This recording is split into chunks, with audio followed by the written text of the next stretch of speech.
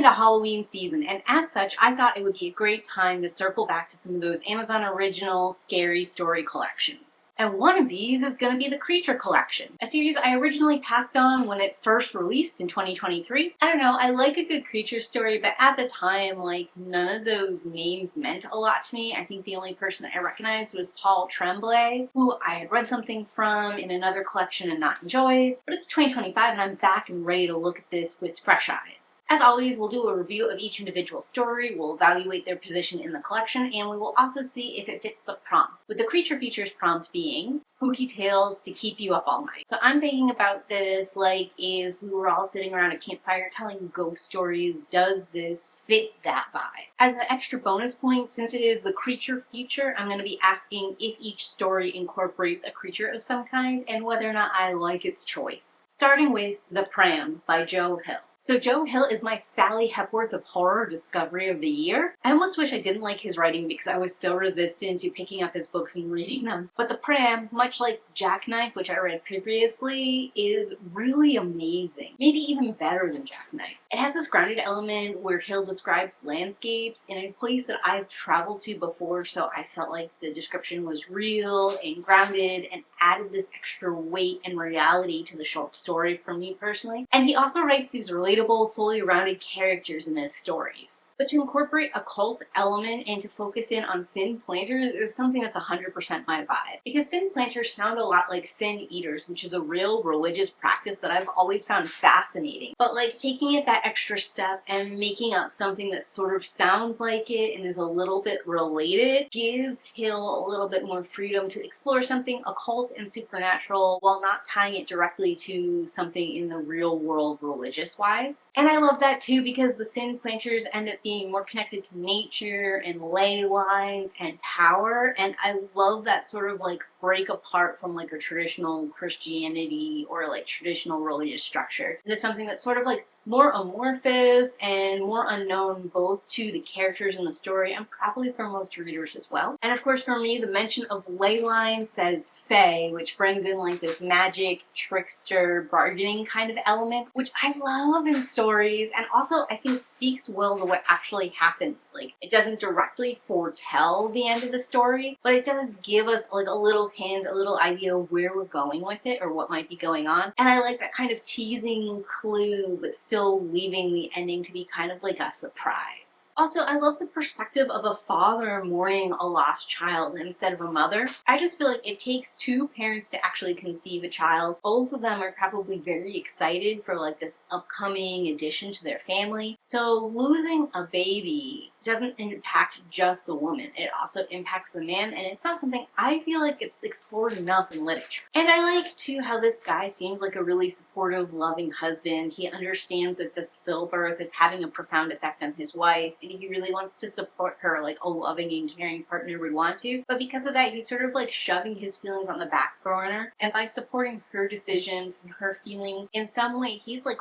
forced to not acknowledge his own and like to surrender even more control of the situation over to her. For example, whether or not they can try again for another child. It seems like medically she could, but emotionally she doesn't ever want to go through this again, so she is unwilling to try again, even if he was willing maybe after some time to try again. And certainly it's very early days, maybe she'd change her mind, maybe she won't, but it does strike me as like another way that this situation is entirely out of the narrator's control.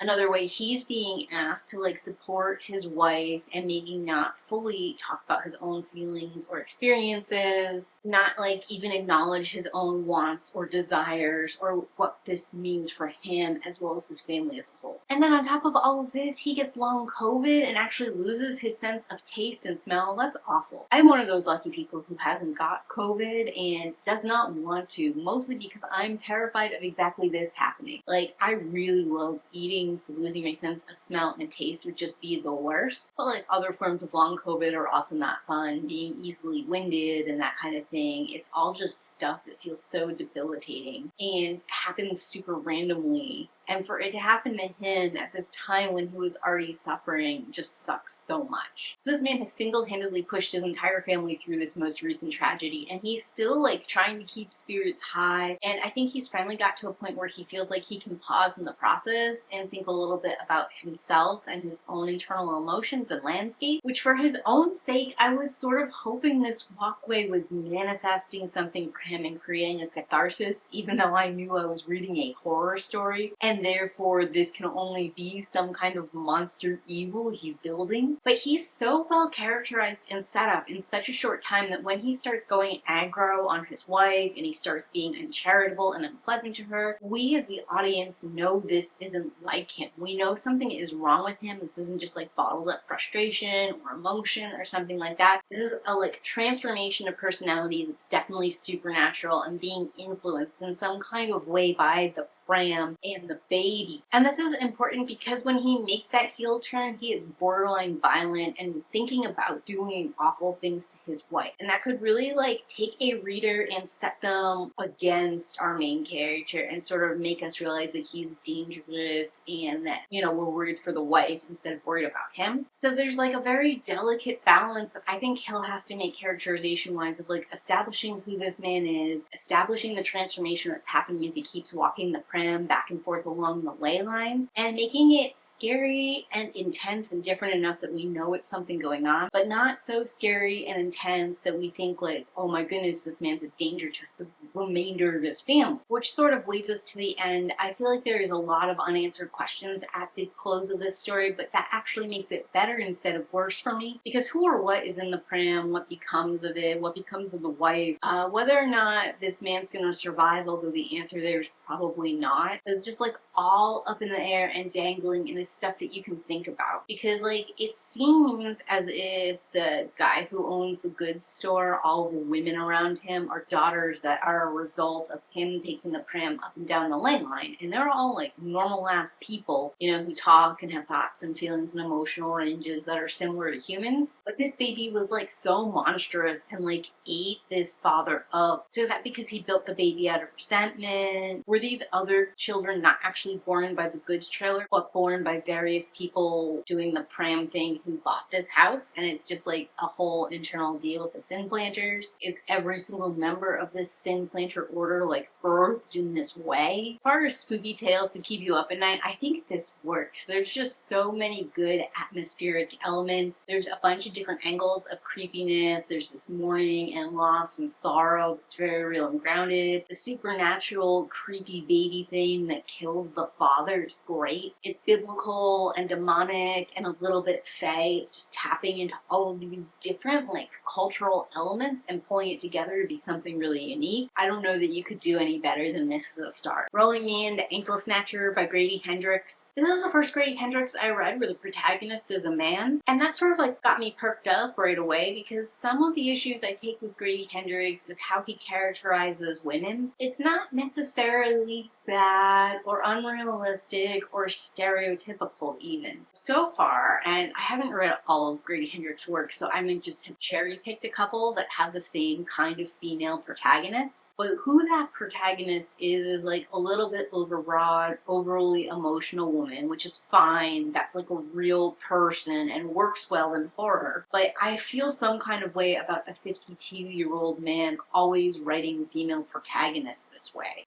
And it's hard for me to divorce myself from that when I'm reading the story. So I love that we're following a man this time. But my initial like intrigue here doesn't last very long, because like 2 or 3 pages in, I made a note in the book that says, why don't I trust this protagonist or their narrative at all? Like, I just got the sense that this guy was a very unreliable narrator, and I kind of assumed that he was, like, mentally ill. And even at the end of the story, I still think that's a very real possibility. But at the point where I was, like, making note of that, I don't even know what set off alarm bells for me. Really, he was just a dude who is a little sensitive and who had a traumatic history that sort of, like, justified him being a bit introverted, justified him wanting to sort of, like, help talk others off the ledge, and sort of also explain explained why he was feeling so immediately and so deeply for this woman he didn't know super well. Which, like, too, there is love at first sight. There's, like, admiring people because they're doing the same line of work as you are, so inherently, because the line of work he's doing is sort of like an ethical thing, maybe he feels like they have a lot in common, and I think actually after the two of them talk, that's probably correct. His story about his dad killing his mom, and him saying that it was like the ankle snatcher or whatever, and him saying like he knows that's not real, he knows his dad killed his mom, even though his dad never admitted it, and he never went to visit his dad or anything. But at the same time, he does follow his father's advice, and he never gets on or off the bed without having the light turn on in case the ankle snatcher is there to get him. It really smacks me of like that whole having your cake and eating it too. You're both giving lip service to the fact that you don't believe your father, you know your father killed your mother, but you're acting in such a way as to imply that you think your father is innocent and this monster is real and could come and get you at any time. And you know, like, I imagine a lot of traumatized kids probably have that sort of push and pull duality. Certainly this man is young enough that he could still be working his way through a lot of that trauma and trying to like figure out himself and his place in the world. I think he's got to be like 20 at the oldest, and as someone who is like well out of their 20s at this point in time, that is so young, so early into life. Like, there is part of me that sort of understands where he's coming from emotionally and like feels like I'm being a little unfair to him by just thinking that he's sort of lying to himself or like telling us all a story. And two, there's part of me that really wants to go with the story because the fact that we're dealing with the ankle snatcher, which is really like a form of the boogeyman or the closet monster or whatever, and a creature feature tales to keep you up at the night style story, it's on the nose in a way that's fun and campy and pleasant instead of like too much and annoying. I do think that playfulness goes off the rails a little later into the story, and a lot of it is undercut by some things that happen down the line. On its face, I like the idea of an ankle snatcher. I like the idea that it's real, or that we're exploring whether or not it's real in a showcase that's about scary creatures that will keep you up at night. And it does feel like this is kind of Grady Hendricks' wheelhouse, sort of like Final Last Girl little support group. He's taking that pop culture zeitgeist element and sort of expanding on it and having fun in kind of like this playful way.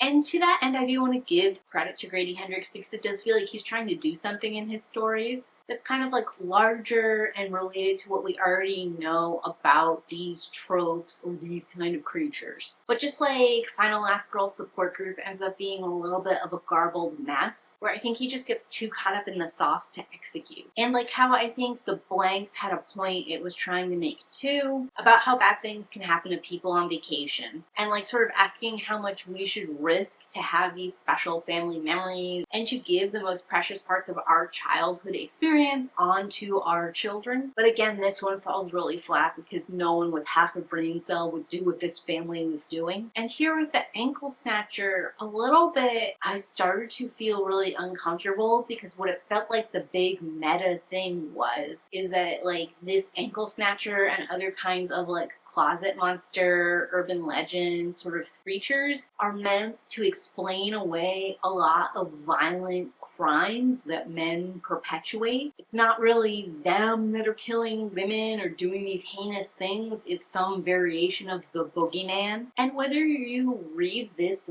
line of thinking as delusion, which even our main character sort of takes it that way when it's presented to him and he's fallen victim to being someone cursed with an ankle snatcher, or if you read this as legit because our main character claims that he's being haunted generationally by a creature called the ankle snatcher that murdered his date and that we had like a first-hand gruesome meeting with. I just don't feel good about the reveal here in the prison that this is some kind of crazy epidemic and that nobody is at fault because nobody committed these actions. Like, what the fuck are you saying to me? And I think maybe what the story is trying to say is that we're so willing to believe the worst in men that we're more likely to believe they're violent, awful criminals and condemn them forever on limited evidence, because certainly in the case of our one dude and the ankle snatcher, they found a lot of like like the victim's blood under his bed and like nails and bits of hair and stuff, but they never found a body, and there's no way he could have got her body out of that apartment. So it feels like even though the case itself is weird, they shouldn't necessarily believe that this young man was the murderer. And certainly just based off of how our criminal system works, without a body, it is super hard usually to convict someone as guilty. So again, that's a part of the story that feels like either this guy is lying or that we're supposed to believe that like these men are not really given a fair trial or a fair shake, and then they're thrown in prison, a violent, corrosive environment that's sort of gonna continue to deteriorate and chip away at them for something they didn't even do. But like, even though I am an abolitionist that's anti the prison system and don't believe that really like serves society as a whole, and we need to think of different forms of justice or different ways to sort of like help these people and reintegrate them in society to be more productive, even as someone who feels that way, I don't think messaging that violent criminals aren't real, or that they can blame some kind of delusion, or that it's like an actual real monster and that humanity isn't the true monster, that's not great branding. So I don't really know what we're doing with this whole conspiracy. And it very much sucks because the actual event where the ankle monster takes this guy's girlfriend under the bed and devours her, that was gruesome and intense and like excellent writing. And I wish we could have built on that. In fact, what I really wish we had done with this story is had her get murdered by the ankle monster, have that kid up there like too afraid to even go down and try to save her or get off the bed and away from the monster itself. And then he went out to like the drugstore to get a bunch of flammable goods and stuff to burn down his apartment and take out the ankle monster, right? That, if he had actually tried to execute that plan, would have been awesome. Maybe at the end, after he somehow escapes, find out the ankle snatcher is still attached to him and following him around. Or maybe he gets arrested for burning down the building and he ended up killing a bunch of people in the process, or like harming a bunch of people, but at least he got that damn ankle snatcher, like something like that, where he's sort of like crazy and rocking. We had like that frantic energy release of the fire would be really good. But this prison thing takes it thematically in a direction I just hate and cannot get over. And I do wonder if maybe this is like men's horror, because the idea that you might inherit some kind of monster or whatever, and that monster would do something terrible to your loved ones, you'd be framed and spend your life in jail, feels like a man problem.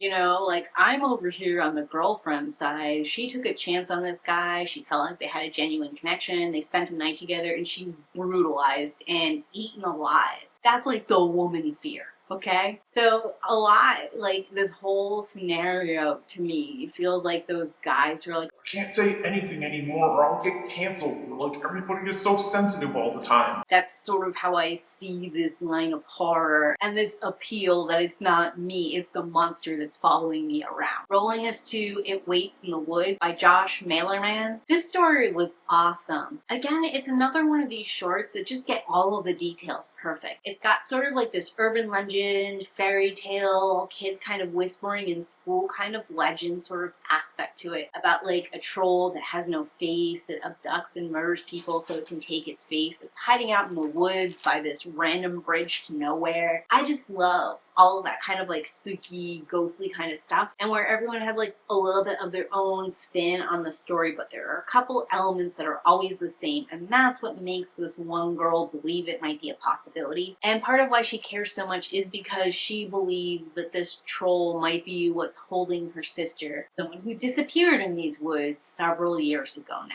And she goes to hunt this thing down, not because she thinks her sister is alive all these years later, but because she wants like to find some kind of something from her missing sister and get that resolution. You know, I love it all the way around. I love that the parents blame this older sister for not keeping a good eye on her younger sister and letting her get abducted, killed, taken, lost, and die to the elements. They don't know because they never found her no matter the search. And I love that these two sisters grew up with this passion for filmmaking, with the girl who's still present and is looking for her other sister, like enjoying filmmaking and directing, and her using her sister as like the lead actor in all of her works, sometimes even playing multiple parts. That sort of like behind the scenes, homemade filmmaking, editing, design, that knowledge base she brings to the story and to recording and trying to capture this troll and sort of like prove this is real, prove where the bridge is, find some remains of her sister. I like those details, that expertise, those like extra elements that make it feel grounded, real, actually happening. And that's great because when things start to go off the rails and into the supernatural creature element, they really go off the rails. There is part of me that would have enjoyed if we found this was a human being using the troll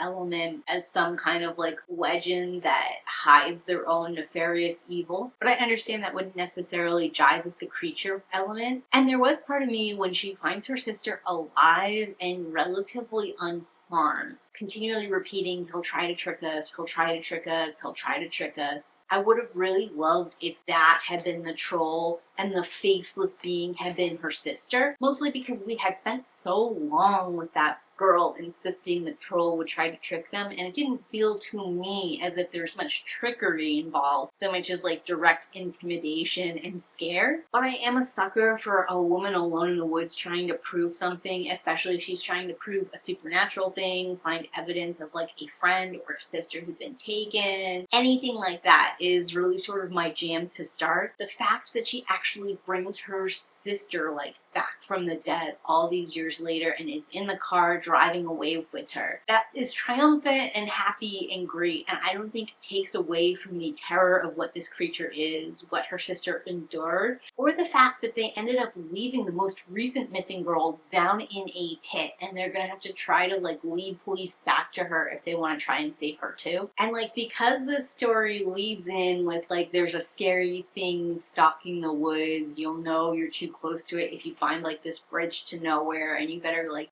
run away before it catches you to take your face. This is a perfect haunted story, scary story to tell around a campfire, so I think it's 100% a real creature for the creature feature, but also fitting that tagline and like being a great campfire story. Rolling me into In Bloom by Paul Tremblay. We're batting 0 for 2 with Paul Tremblay stories. And this one is an awesome premise that appeals to me specifically because I like plant-based horror so much. And I just hate the way that Tremblay decided to tell this story. I also am not a huge fan of where he went with it. And it sucks because Tremblay is definitely a highly recommended author, someone that people suggest to me all the time. Most of his premises appeal to me specifically. But for the life of me, I can't figure out why anyone would enjoy the execution I've seen thus far on his stories. And controversial take, but ideas to me are quite cheap. Like anyone can have a good one and almost anything can be a good idea. It's all comes down to like the execution of it. So the fact that Tremblay falls short in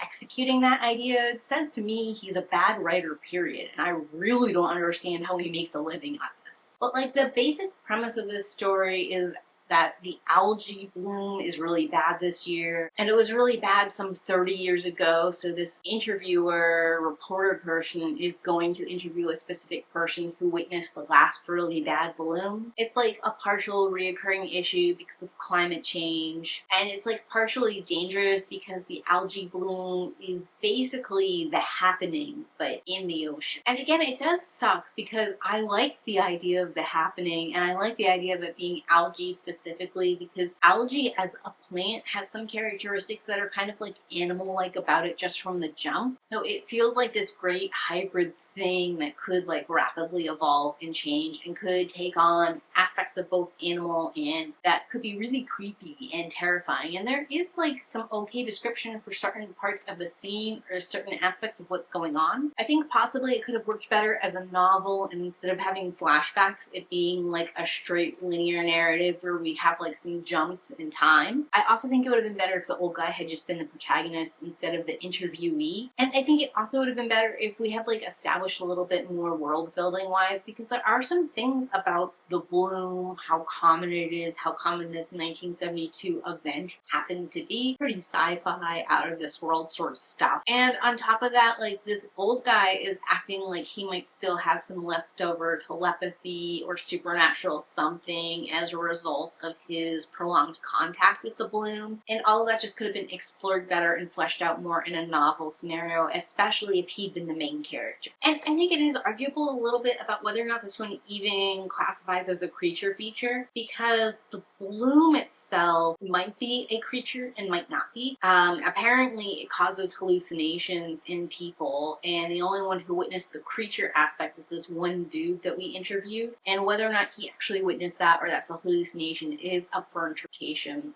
strongly pushing us narratively to believe it's a creature, but there's no supporting foundational work there. I'm willing to give the story the pass and say it fits in the creature feature. I'm less willing to say that it's a story that will keep you up at night. It's just like so divorced from our reality, it's so poorly told, and the ending itself is awful. I've been really harsh on Paul Tremblay here. If you like him and there's a work you think would change my mind, leave it in a comment down below. Because I would like to give this author a fair shake, but as it stands right now, he's like an F tier rank. Which moves me into Best of Luck by Jason Mott. I was kind of conflicted on this, starting with the good. We start in the middle of a very high stakes situation. This man is being held at gunpoint by his best friend late at night while his family sleeps above him. And there's like some sort of line that's like one of them's gonna be dead by the end of the night. That sort of creates a high tension concern in the reader right away. It's a joke. The one friend tells the other to sort of like establish that they actually are best friends and have some kind of rapport with each other. Also ties into like the larger overall premise and theme of the narrative in a way that could be seen as an attempt at foreshadowing, but minimally like kind of wraps everything together in a nice way. The description of the creature is gruesome and scary, and it does leave the audience with a lot of questions like, is this some kind of tumor? Is this an alien? Could it be a parasite? Is it actually possible that this creature has sentience and is talking to the guy as he's being consumed by it? And like the uncertainty of this narrative, as well as the imminent death of one or both of them, like really kept me on my toes the whole time. So some stuff I did not love, the ending. I even think I could have accepted this ending if we hadn't been spending such close third-person narrative time with our main character, and like we had a lot of access to his thoughts, his feelings, his mind that made it feel as if he was very genuine in a lot of things it turns out he's not. Like the cognitive dissonance required for him to keep not knowing what's going on for so long is just way beyond my ability to suspend disbelief when we hit the end and we find out this is a thing he's done many times before. And he even knows that sometimes the creature does talk to its victims, and this is like actually a thing that drives people to confront him before the creature's like done eating them or whatever. And like the fact that he can even claim that he was friends with this person when he knew that he was going to kill this person at the end of this process, and that his friend was going to go on like a downhill slope. Like, I understand if the luck situation is so important to you, you feel obligated to do this thing. I even sort of understand if the rules are such that you have to pick a friend. But then for you to be like, I felt really awful when your children died, and I had no idea that that was going to happen when I implanted the luck creature. be so for real with yourself. You certainly did know that. If you really cared about his kids and thought like there's no need for this process to impact his kids, you would have removed at least the one surviving kid after the first one died from the situation so he wouldn't be impacted by his father's bad luck. I don't know, overall I just felt like it was poorly thought out and sloppy in this character's decision-making process, which could have worked if this was one of his first victims to the creature, but the fact that this is a long-standing thing that he's like explained to his daughters and probably his wife and stuff makes it feel like maybe he should have this more routinely battened down and ready to go. And because there are like so many holes and questions and things that aren't quite right with the story, I sort of feel like this was just the author's first run through of what they were doing without really stopping to think about it too much. And they kind of figured it's like a short story, so a lot of this doesn't really matter, and they could just like do one draft, one and done, and send it off. And of course, I don't really like the general premise as a whole that like for one person to succeed, they have to steal from another person, like that for one to rise, the other has to sink. I do get this is supernatural horror, but it is definitely playing on like that dog eat dog world. And the concept that one needs to like prioritize their immediate family over rando strangers or even close friends. And like, I just sort of reject this premise on its face, and because of that, like the horror aspect or like the thought aspect is not really there for me. There's possibly like a concerning racial element in it as well, which I'm not an expert in, but I'm going to give a couple of different takes and interpretations on it anyways.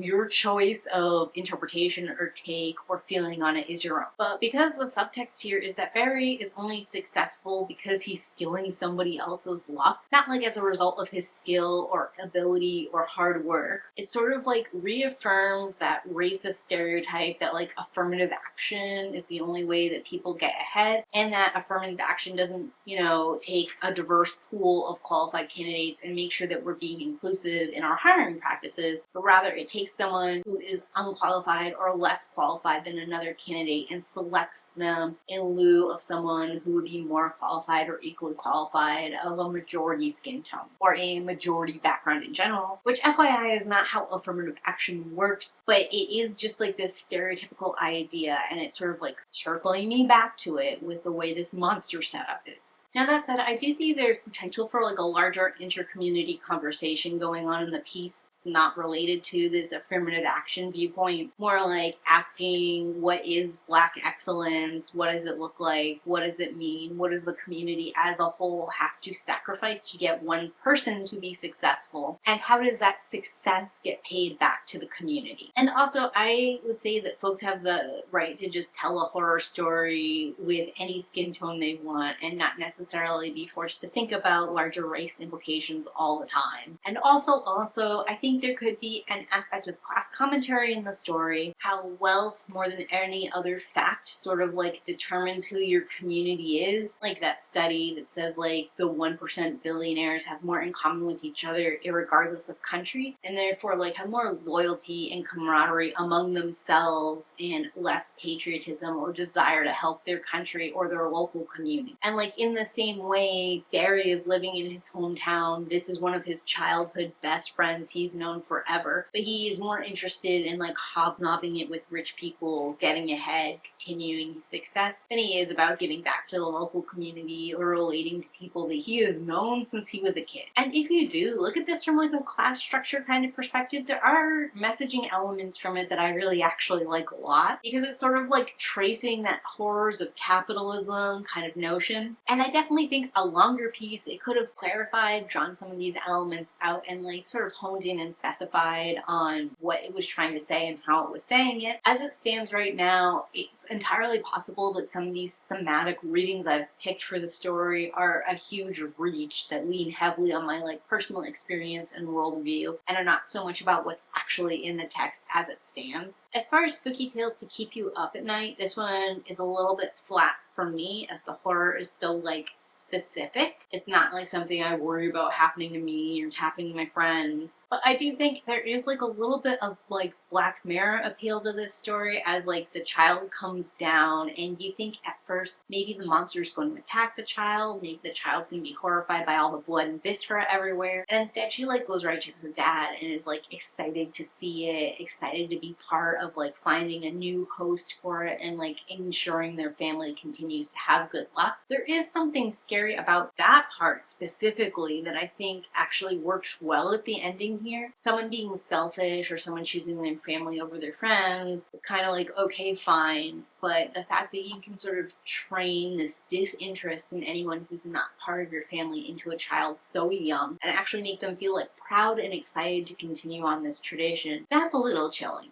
And I think that specific end twist there could keep you up at night. Next is Big Bad by Chanler Baker. This story is so long, it lost my interest entirely in a couple of places. It is a werewolf horror, so it felt like it should have been right up my alley because I love werewolves in all forms. And I do think it is tackling like a large spectrum of fear when it comes to werewolves and werewolf hunters and all that kind of stuff. But I think for like a short story, it should have focused maybe in one specific aspect of werewolf shifter horror, because this sort of felt like a scattershot that like touched on a lot of things but actually like made a direct impact on very little. This is a very small side note, but what the fuck kind of name is Odie? I get it was short for Odette, I think, which is a pretty enough name, but who calls a child Odie? That is the name of a cartoon dog. alright? And a cartoon dog that doesn't speak in a cartoon strip where all the animals except for that one can talk. And Odie is sort of like neurodivergent. I think she's supposed to be like on the autism spectrum, but it's not entirely 100% nailed down. Minimally, she's having trouble emotionally regulating, and she's not directly interfacing with other humans in a way that like we would expect as typical. But given how young Odie is, I don't know that we actually were required to put her on the spectrum or give her like a therapist situation or anything like that. She could have just been like emotionally fragile or whatever and like had a younger sort of softer mindset. Some of the issue I have with this story where